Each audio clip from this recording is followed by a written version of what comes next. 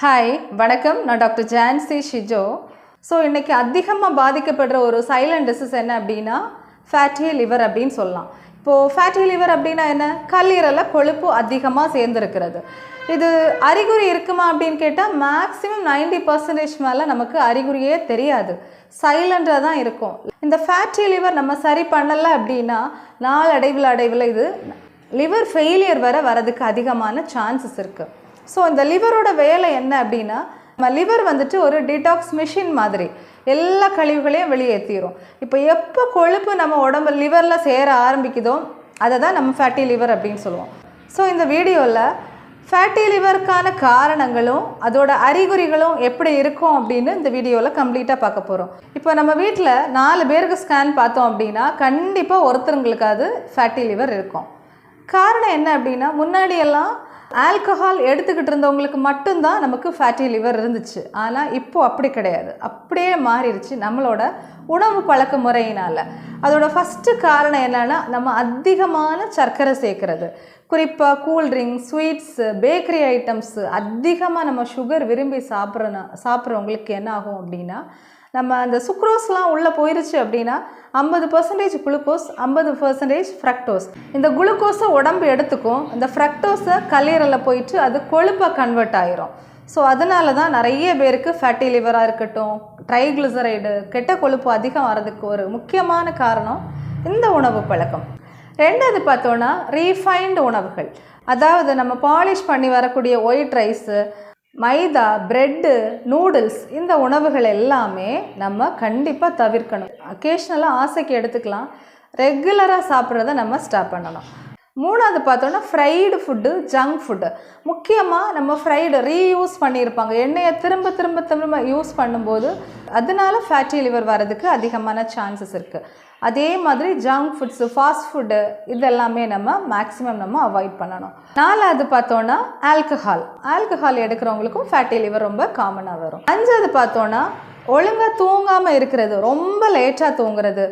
Night duty பார்க்குறவங்களுக்கு தூக்கம் சரியில்லை அப்படின்னா, லேட்டாக தூங்குறவங்களுக்கும் தூக்கம் சரியில்லை அப்படின்னா நமக்கு லிவர் ப்ராப்பராக வேலை செய்யாது. அதே மாதிரி ஹார்மோன் பிரச்சனை ஈஸியாக வரும். ஸோ ஃபேட்டி லிவரும் ஈஸியாக வந்துடும் நமக்கு.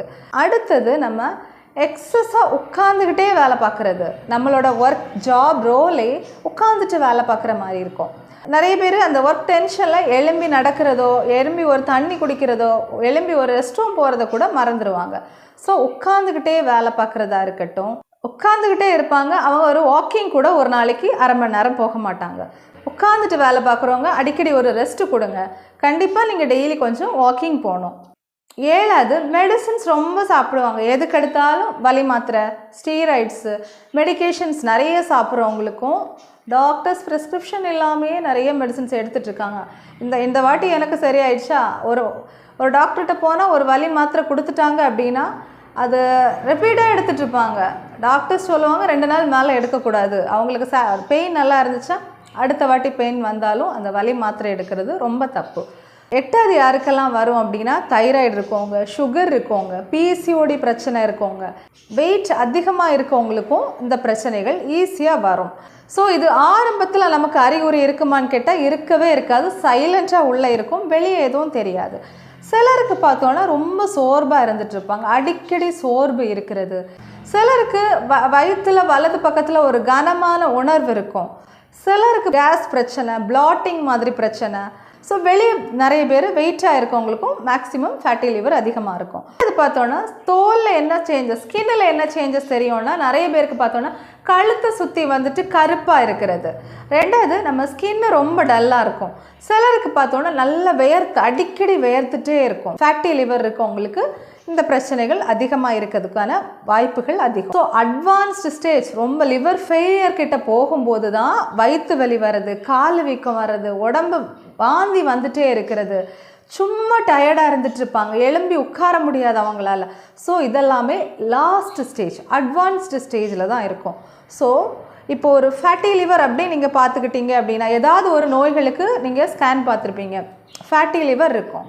ஃபேட்டி லிவர் இருக்குன்னா என்ன உணவு சாப்பிடணும், எதை சாப்பிடக்கூடாதுன்னு தெரிஞ்சுக்கிட்டு மெடிசன்ஸ் எடுத்து சரி பண்ணுறது ரொம்ப நல்லது.